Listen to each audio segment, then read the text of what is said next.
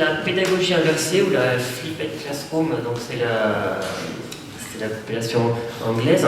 Donc en fait, c'est l'idée de partir sur, on optimise le temps de pratique en faisant un travail d'appropriation, un travail. Donc c'est pas propre à l'EPS, hein, c'est vraiment ça a été d'abord fait pour j'allais dire les salles de cours, où en fait pour gagner du temps, on essaye d'optimiser le temps d'exploration, les interactions du professeur avec les élèves pour faire des exercices, et tout ce qui est théorique, en fait, ça va être construit en amont, c'est-à-dire que ça va être ce qu'on appelle des capsules vidéo qu'on va mettre en amont et que l'élève ira consulter chez lui sur son ordinateur ou en ligne sur l'établissement pour les connaissances. Donc pour ceux qui ne savent pas, c'est pour la culture, donc ça vient, c'est un ingénieur indien qui a créé son école, la Khan Academy, qui en fait avait une cousine qui préparait un examen de maths, et donc en fait il lui a préparé des capsules vidéo pour qu'elle puisse réviser parce qu'elle avait des problèmes, et du coup elle pouvait réviser chez elle. Et on s'est dit ouais génial, c'est magique, du coup les élèves chez eux ils révisent et puis en classe. Ça intéresse beaucoup aussi là je vais prendre des pincettes, mais au niveau politique, ça intéresse beaucoup parce qu'en fait ça voudrait dire que finalement on pourrait mettre moins de profs en présentiel devant les élèves, on préparait les cours en ligne et puis du coup comme ça on ferait des économies. Donc il faut savoir aussi que le numérique c'est une culture, mais c'est aussi, il y a un grand intérêt économique derrière. C'est-à-dire qu'on peut vous faire vendre des choses, mais on peut aussi économiser sur la formation. Quand on vous parle de formation hybride, où on va vous dire voilà, vous êtes très très loin, donc on va vous proposer des formations en ligne, c'est très chouette, mais c'est aussi que économiquement, c'est avantageux aussi pour certaines collectivités. Donc voilà, il y a toujours des contraintes. L'intérêt est bon, hein, nous on travaille sur des capsules vidéo pour les élèves parce que c'est utile pour eux, parce qu'ils ont le temps. L'avantage de l'outil numérique, c'est de mettre en mémoire des choses et de laisser le temps à l'élève qui peut, des fois, en situation, n'a pas toujours le temps de s'approprier des choses. Il peut avoir le temps de faire les choses, il peut avoir le temps d'observer, il peut avoir le temps de s'approprier des concepts. Voilà. Et donc, il y a la notion de temps, de mise en mémoire de la production pour la réexploiter derrière. Donc voilà l'origine de ce concept de classe inversée. Pour nous, on pourrait dire que ça peut être intéressant, dans le sens où en fait on pourrait optimiser le temps de pratique. Donc moi là, je l'ai fait pour basiquement sur des choses théoriques. C'est-à-dire que moi en fait je me dis que les théoriques je le donne à travailler chez soi et puis je fais que de la pratique et puis je réexploite ce qui a été fait à la maison. Donc pareil, on essaye d'exploiter les ENT. J'essaye d'exploiter aussi tout ce qu'on partage via les sites web d'établissement. Par contre, ce que l'on fait moins remarquer, c'est qu'on pense que l'élève il rentre chez lui, il a déjà l'outil informatique, alors là c'est moins un problème parce que l'outil informatique, maintenant il faut savoir que les jeunes, on arrive maintenant à des taux de 99 à 100% d'élèves qui peuvent se connecter chez eux sur le web. Donc ça c'est plus un accès au web qui pose problème. Au niveau des ordinateurs portables, on a à peu près des taux alentours de 88%. On était sur des augmentations en 10 ans vraiment fabuleuses sur le taux d'équipement des élèves. Par contre, on ne tient pas compte de deux facteurs. C'est un, le contexte.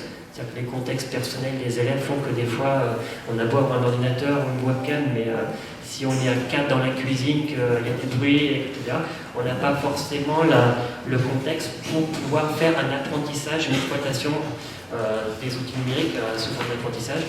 Le deuxième, qui est encore moins traité, mais qui, il y a quelques études scientifiques qui s'en approchent, c'est aussi le contexte social qui fait qu'en fait, on n'est pas tous égaux devant le traitement d'image. Il y en a qui sont conceptuels, il y en a d'autres qui sont visuels, il y en a qui sont tactiles, et que quand on arrive en fait face à des ressources en ligne à travailler chez soi, c'est pas parce qu'on a la ressource qu'on est capable de l'exploiter tout seul. Voilà. Donc il y a vraiment des inégalités en fonction de la culture, des inégalités sociales, qui font qu'en fait on ne s'approprie pas forcément à la maison de la même façon les choses. et que c'est quelque chose qu'on devra retenir quand on sera sur le stade avec les élèves, ou qu'on leur dira voilà, tu as vu ta pyramide, tu l'as faite hier, tu as bien vu que tu avais un alignement. Il y en a pour qui ça va parler, il y en a peut-être quelqu'un qui aura passé un quart d'heure sur sa vidéo. L'alignement, pour lui, il n'aura toujours pas intégré que c'est voilà, des segments corporels avec alignés. Donc, vraiment, c'est. Moi, je me souviens, on avait échangé, alors, quand je vous parle de la culture des échanges, il y a des personnes, par exemple, qui travaillent sur ces thèmes-là. La culture du partage, c'est ça aussi. Il y a des blogs, il y a des sites de veille, il y a des forums. Ce qui est génial, c'est que vous pouvez avoir quelqu'un qui a fait une thèse, une recherche, vous voyez faire une conférence. Dans la foulée, il a mis son lien dessous, vous lui envoyez un mail, et derrière, il vous réexplique des choses. Voilà. Et moi, on avait eu une discussion sur ça. Je disais, mais moi, qu'est-ce qui me garantit que l'élève à qui je vais fournir quelque chose, il a toutes les aptitudes pour pouvoir restituer. Il dit oui, mais ça, on n'a pas encore, on part du principe qu'il sait le faire, mais que ça n'a pas été étudié vraiment. Voilà. Qui est pourtant une des choses que l'on fait nous sur le terrain, en disant voilà, quels sont les profils de nos élèves et comment on leur enseigne. Voilà, donc la classe inversée, elle optimise le temps de pratique, elle donne du sens à l'activité parce qu'à partir d'une étude préalable, les élèves après travaillent dessus. Moi j'ai mis nécessite un lieu propice à l'exploitation du travail en amont. Nécessite aussi un engagement hors présence d'enseignement, et c'est pas dit que vos élèves vont s'engager pour aller voir une vidéo quand ils vont rentrer chez eux, ça se trouve ils vont peut-être aller faire une partie de foot avec leurs copains ou faire réviser la petite sœur. Voilà, j'ai eu ça, moi j'ai des élèves qui arrivent en sport qui me disent mais monsieur, moi je fais réviser ma petite sœur, je leur fais faire, je fais le bain, je fais des choses comme ça, j'ai pas le temps d'aller sur la vidéo chez moi. Donc en fait il y a encore des obstacles du fait qu'il y a des lieux pour apprendre, des lieux pour étudier. Et il demande aussi du temps supplémentaire. On est souvent, déjà on fait beaucoup de préparation de cours, mais je vous garantis qu'avoir une production d'une vidéo de qualité, c'est pas on fait une vidéo puis on dit à l'élève de chercher. Alors, il va falloir qu'on prépare la vidéo, savoir par rapport à mon cours, qu'est-ce qui va être le plus intéressant, le plus pertinent pour lui pour réviser. Donc ça veut dire que je fasse une sélection, que je fasse un traitement de la vidéo. On n'a pas tous les qualités pour faire vraiment des traitements de la vidéo. Alors je parle de la vidéo, mais ça peut être aussi à partir de données qu'il faudrait exploiter derrière. Moi j'ai des chronos par exemple, et j'ai une courbe, ça me parle. Par contre, est-ce que ça veut dire que la façon dont je vais le présenter aux élèves, ça va leur parler? C'est pas sûr. Est-ce qu'il va pas falloir que je mette de la couleur pour certains? Est-ce qu'il va pas falloir que je mette que deux indices, deux chiffres qui vont leur parler, plutôt que de mettre toute la série de chiffres avec mon diagramme? C'est des choses qu'il faut préparer en amont. Voilà, je vous disais tout à l'heure, le fait de déléguer aux élèves la relation par rapport à l'outil, par rapport à l'apprentissage entre pairs, ça ne veut pas dire que nous, on est absent de la relation pédagogique. On a des choses à faire. On doit maîtriser les savoirs concernés, c'est ce que je vous disais. Moi, quand j'ai commencé à aller dans le numérique, on avait beaucoup de préconisations, mais j'avais très peu de retours sur ce qui est sur l'apprentissage, sur ce qui avait été testé au niveau pédagogique. Et quand je posais des questions, on me disait si c'est bien. Je dis oui, mais c'est bien, c'est fondé sur quoi? Et vous allez voir qu'il n'y a pas beaucoup de réponses. Voilà. Je prends un exemple aussi, je fais de la veille sur des blogs. Il y avait je ne sais pas pour ceux qui connaissent, il y a des rassemblements Ludovia, qui sont des rassemblements de personnes qui ont des expérimentations. Et à un moment donné, on pose des questions à certaines personnes et on s'aperçoit que le degré de maîtrise, de réflexion par rapport à des concepts, par rapport à des apprentissages, par rapport à ce qui justifie l'utilisation numérique, il est très inégal. Donc voilà, moi j'avais besoin d'informations. Donc du coup, il va falloir qu'on soit des experts sur ça. Il va falloir qu'on soit en mesure, à un moment donné, dans notre formation initiale, d'avoir des gens qui nous parlent de l'apprentissage avec l'outil numérique. C'est pas l'apprentissage qu'on a en EPS, et comment ils s'interfacent entre les deux, et comment ils sont compatibles entre les deux. Ça, il va falloir qu'on le fasse. Pour l'instant, on est plutôt sur l'évaluation des compétences en termes de vous savez faire ceci, vous avez prouvé par des productions, vous savez faire ceci.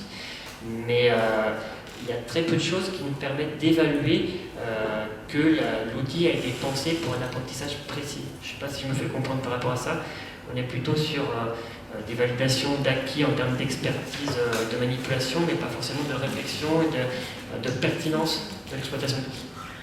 Il ne faut pas se faire, il y a la discipline, mais il y a aussi tout ce qui est les mécanismes d'apprentissage, c'est-à-dire que vous mettez en place un TNI, vous mettez en place une tablette avec un environnement numérique de travail pour travailler. Quel processus vous allez utiliser pour faire des retours d'informations aux élèves?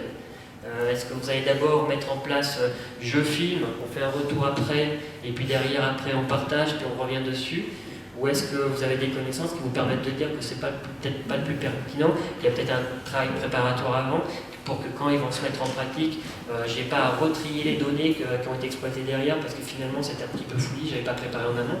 Voilà, c'est-à-dire que le processus de mettre en place des outils, de récupérer des infos, de faire coopérer des élèves par rapport à l'image, par rapport à des enregistrements, c'est quelque chose qui se travaille.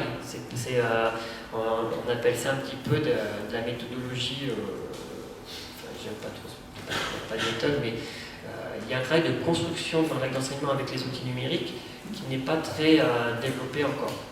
Là, j'arrive sur deux éthiques possibles. Là, c'est des enjeux. Il y a des enjeux qui, par rapport à la culture numérique que nous, on va transmettre. La culture numérique, c'est pas quelque chose qui est fluide. Il y a des choix que l'on va faire. Il y a des choix, c'est-à-dire que moi, si je choisis de prendre, je vais être un petit peu polémique, si je choisis de prendre une tablette Apple, c'est par conviction et parce que j'estime que moi, avec une tablette Apple, je ferai peut-être mieux qu'avec une tablette Android. Et quelqu'un d'autre me dira le contraire, parce qu'il a expérimenté autre chose. Donc à un moment donné, il faut dépasser ça, parce que vous allez voir que par exemple, quand vous allez rencontrer pas mal de collègues sur le terrain, c'est souvent un peu la guéguerre, t'as vu, j'ai plus beau jouer, j'ai le dernier cri, etc. Non. Finalement, avec le recul, maintenant, je prends toutes les tablettes et je me dis non, un cours avec le numérique, c'est un cours, quelle que soit la tablette, je dois être capable de produire quelque chose. Ce n'est pas la marque, ce n'est pas la caractéristique de l'outil, c'est qu'est-ce que moi je vais réfléchir pour qu'avec ce que j'ai à disposition, je puisse faire quelque chose. Donc il y a quelque part un aspect éthique, parce qu'on a maintenant de plus en plus de collègues et d'intervenants qui, on appelle ça des relais. C'est-à-dire que vous faites une expérimentation pour Apple, pour Android, pour Google. En fait, ils vont vous référencer et puis ils vont vous demander d'être leur porte-parole. C'est-à-dire qu'en fait, ils viennent l'oncle des collègues et puis on vous dira, ben voilà, ça serait bien que dans tel établissement, vous alliez intervenir parce que nous, en fait, on a besoin de caser 15 tablettes. Donc quelque part, il y a un côté éthique qui va devenir de plus en plus fort parce que le numérique, c'est aussi quelque chose de commercial. Et donc du coup, moi, je vous engage vraiment à avoir une réflexion sur l'outil. C'est-à-dire, voilà, c'est... qu'est-ce que je vais en faire pour quel élève et qu'est-ce que je voudrais que l'élève, par rapport à l'outil, il ait comme attitude. C'est-à-dire que les élèves, en fait, pour eux, c'est du matériel. Des fois, ils arrivent en cours. Un téléphone, ça se change. Une tablette, ça se change, donc je peux la faire tomber. Voilà. Il y a aussi des comportements qui sont liés avec les outils, avec le numérique. Il y a aussi ce que je vais partager. Est-ce que l'image que je vais prendre de mes élèves, le travail que vous faites certainement quand vous faites des papiers pour le droit à l'image, parce qu'on vous a prévenu, surtout faites attention au droit à l'image, c'est pas quelque chose qu'il faut faire par obligation. Il faudrait que ça vienne dans un sens en disant c'est vrai que, voilà, en faisant ça avec les élèves, je leur transmets une culture où en fait ils savent que l'image c'est quelque chose qui est perso, c'est quelque chose qui m'appartient et que je dois gérer aussi. Voilà. Et il y a aussi une éthique de la conviction. Et c'est ce que j'avais envie de vous transmettre encore plus, c'est je suis convaincu que le numérique peut apporter beaucoup de choses, c'est pour ça que j'y participe, c'est pour ça qu'on fait pas mal de choses. Tous les collègues que vous verrez ce week-end, c'est vraiment, et vous allez voir, il y a des génies, vous avez des personnes qui sont capables d'inventer, de créer des choses, on se demande où est-ce qu'ils vont chercher ça. Vous avez des gens qui n'ont pas leurs heures pour vous proposer des outils. Et voilà, nous on doit être ces personnes-là, on doit véhiculer aussi une image positive. J'ai pas dit naïve, on n'est pas naïf, on sait que le numérique, il y a des choses derrière, que c'est pas gratuit, que c'est pas innocent, mais c'est une source de savoir, de construction pour les élèves inestimable en EPS. Voilà, c'était un petit peu l'idée que je voulais vous transmettre pour conclure.